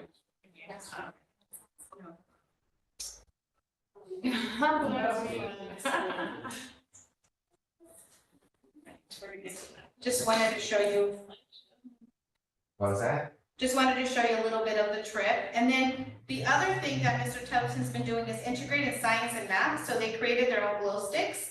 And I heard Mrs. Flynn say that she heard kids saying, I'm a scientist. I think I'm a real scientist. Wow, that's Really cool to see those two branches integrating and showing kids how they can do both math and science. We had a couple of events, one past and one coming.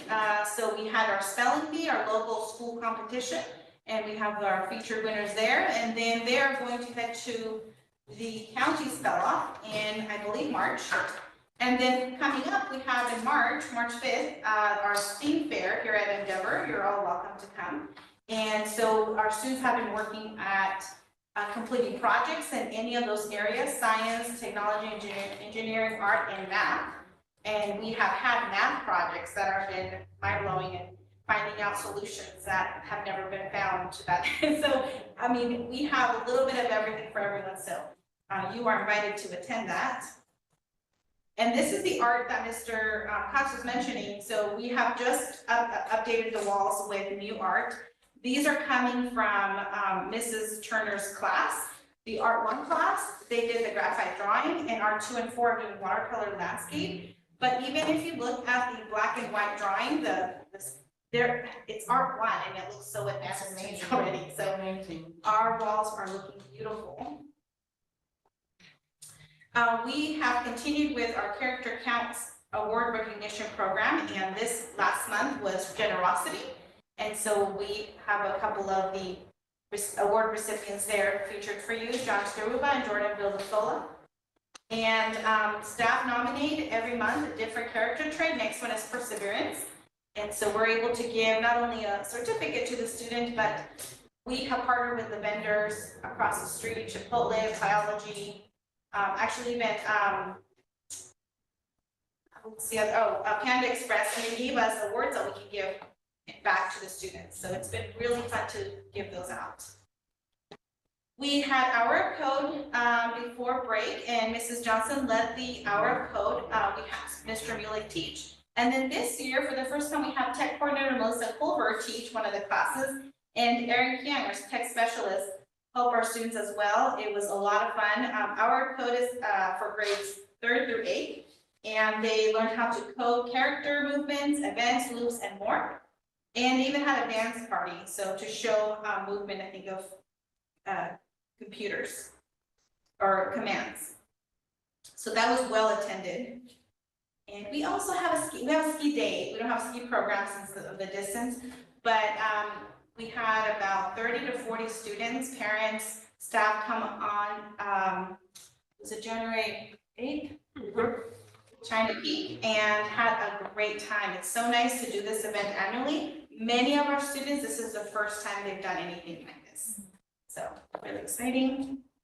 This is just an overview of our Wednesday outings. These are for elementary students. Every Wednesday we have some type of outing, and our theme is taking education beyond the walls of school.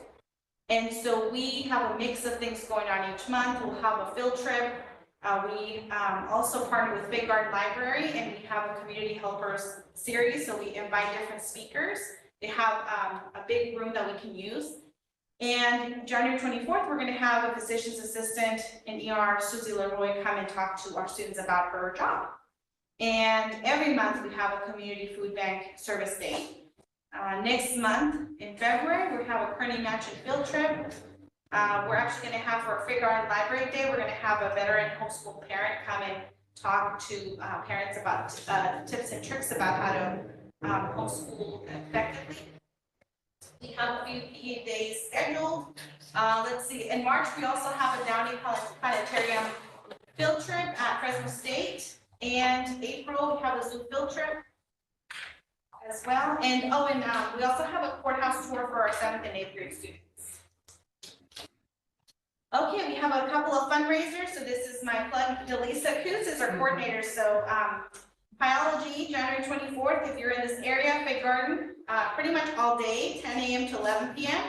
If you are able to help us, support us, we get a percentage of that towards ASB. And then we have Nothing Bundt Cakes coming up, so you can order with any staff, any student. We're taking orders up until February 15th, and then we have delivery on March 7th. We also get some proceeds of what we are able to sell.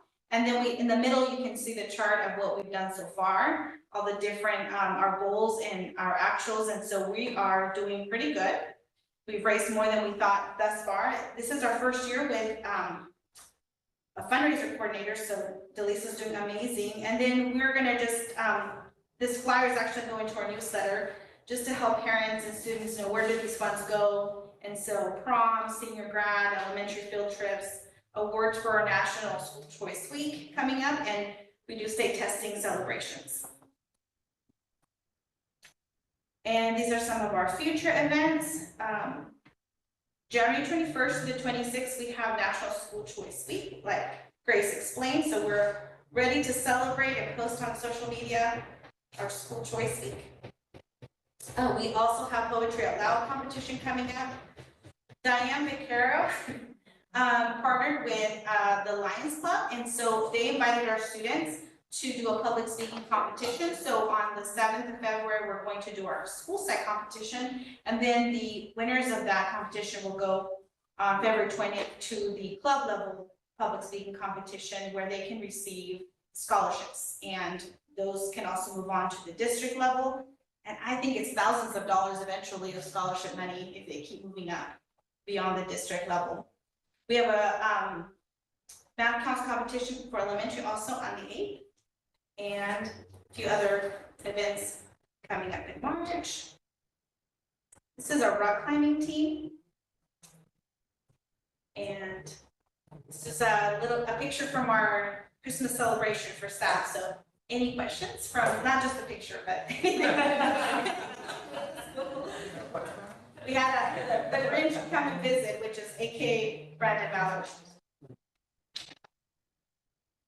All right, very good, thank you, Nancy.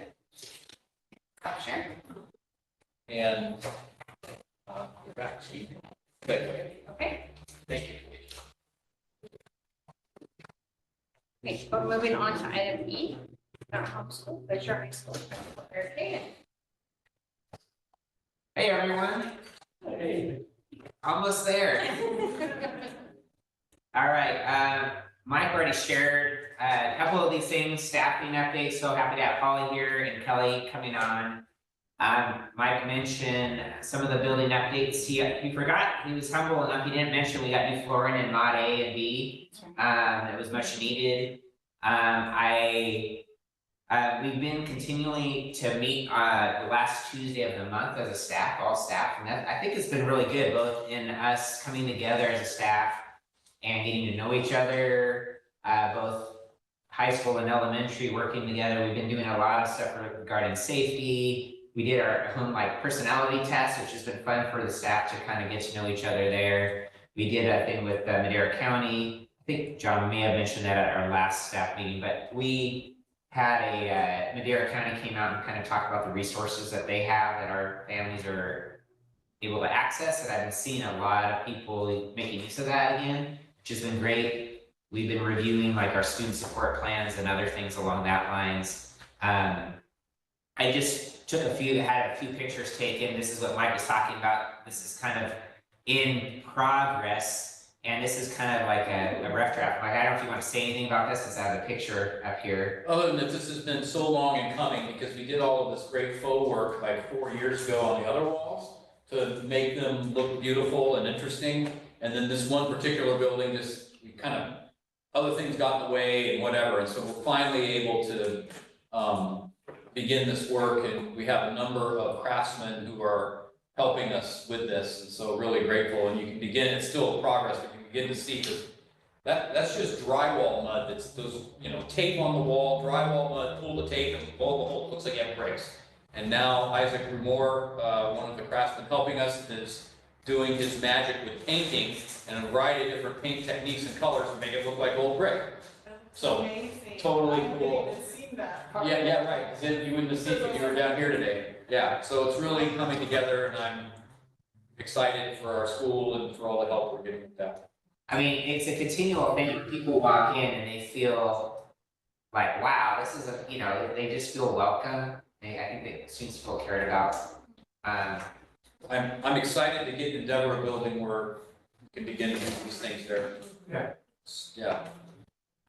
Just in terms of accountability, it's already been mentioned, I don't need to go into this a lot. NWA testing, we kind of do mid-year testing, we've been wrapping that up. We're in the process of forming our LCAP/WASC committees, which will make up of students, parents, staff.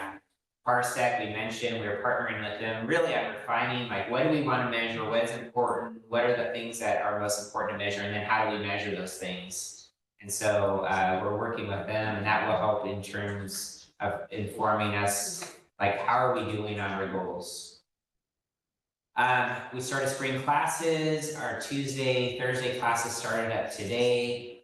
It was very exciting. These schedules are available online. Obviously, you can't see them from this distance, but these classes have begun up. A couple of fundraising that we've done. I think I mentioned before, but we had our book fair, and it looks like thanks to Diane back there, we raised over $1,000 that we can use for the library. And I already spent it. And she's already spent it. And the books are already in the library. Kayleen Friesen's been doing a variety of fundraisers also. We had our own little pizza fundraiser recently. And that was $530 was added to our ASV account, which is great. These are just some important dates. I don't need to go into all of the details here. Our academic decathlon and pentathlon are busy kind of preparing for scrimmaging, and I think Mary, both two of your kids are on. One's on the decathlon, one's on the pentathlon. Is that right? Yeah. And it's great thing coming up. We continue to have on our days that we have our staff meetings, we have PE days, which have been really successful with kindergarten through 8th grade. I just heard really good reports. Camp Oakhurst lets us use their facility, and that's been a lot of fun. Poetry Out Loud, actually, we're doing our local competition tomorrow. If anyone wants to come, it's gonna be, I think, starting about 4:30. And these are the students that are involved in that. And then our top student will go and compete at the county level and then potentially at the state. We've had a couple of years where we've had students go on to the state level with our Poetry Out Loud. We have a field trip coming up, the Bald Eagle Tour at Millerton Lake. And just as an FYI, we do a really fun prom. That's coming up on April 13th. We've been working on just increasing our safety, doing safety improvements here. So with the addition of Kelly Maples, increased supervision, we've created a staff reporting form actually for both schools. Nick Tettleton has helped both schools kind of create this forum for staff to be able to report any safety concerns immediately, behavior or mental health issues. We've been doing fire and emergency planning. We've been trying to clarify rules with students. Evaluating our various mental health supports and sharing those out with families. And we are in the process of, I'm going to be working with staff to form kind of a subcommittee to kind of evaluate any student concerns. And we just kind of, we have our normal behavior stuff, but I met with kind of a subgroup of our staff, and we kind of came up with for outside, what are some key things that we want to make sure that students are aware of? Don't climb on the fencing or railings, it seems pretty obvious, but a couple things just to do that. So we are trying to work on continuing to improve both physical and mental health things here at the school. Some various technology updates, because that's my other hat of technology administration. I continue just to be really thankful for Melissa and Aaron, who really head up a lot of this. We're evaluating our servers kind of coming to its end of life and looking at some possibilities of maybe moving things to network storage or cloud management, maybe reduce some costs and reliability. they've worked with this rollout of our Raptor, which is kind of the check-in system. We are looking at artificial intelligence use. AI is all the big talk right now, and so we're doing a variety of professional development and also looking at what are other schools doing and, you know, best practices and forming a policy. There's some possible future purchases we're looking at of, you know, additional Chromebooks, because we kind of need to get on a cycle so we don't have to buy hundreds and hundreds and hundreds all at the same time. And one of the things that we may be causing the issue that we experienced with John is our Promethean boards are kind of reaching end of life, particularly in Oakhurst. And so we may be updating those here soon. Other things security-wise, multi-factor authentication, you may have heard, like, you know, those type of things, requiring those type of things to try to just better secure our data here at the school. And we're just continuing about student safety and refining kind of like what students have access to or don't, and just our processes through that. So they're really busy. That's just a, you know, in addition to just the continual support of students and families at both Oakhurst and Fresno. Just as a reminder, we do monthly newsletters, and for some of you that are parents, you get at least your local one already. But if you have interest, like if you go to our Western Sierra Charter Schools, click on newsletters, you can see our newsletters that happen each month. And that is a really good way of getting information. If you ever want a copy, I have some extra copies of Oakhurst's latest one. I'm sure Endeavor has theirs too, but it has kind of cool events and articles in there. Any questions for me? You did a good job. Thank you. Thank you. Moving on to item 18, next scheduled board meeting is March 12th, 2024 at 3 o'clock. So put it on your calendars. All right, and we are ready to adjourn. I'll entertain a motion for adjourning the meeting. First. This is Lindsay, I'll make the motion to adjourn. Thank you, Lindsay. Second. Ian seconded. Thank you, Ian. That's all we need. Do we need any roll call? No. For that, right? I don't know why that is, but I think that's what it is. Okay. Yeah. 5:13 is the end of the meeting. Thank you. Thanks to, Bernie, thank you for joining us and patiently dealing with all of the early, not having a packet today in front of you and the change up. I had it, Mike. I had the PDF you sent me, so thank you very much. Grateful to have you aboard. I look forward to maybe you and I being able to get together sometime in the next, few weeks or something. It'd be good to, like to get to know you, but thanks for being with us. My pleasure. Thank you. Thank you for having me. That'd be great. And Mary, welcome. So glad you're with us. Thank you for taking it all. Yeah. All right. Thank you.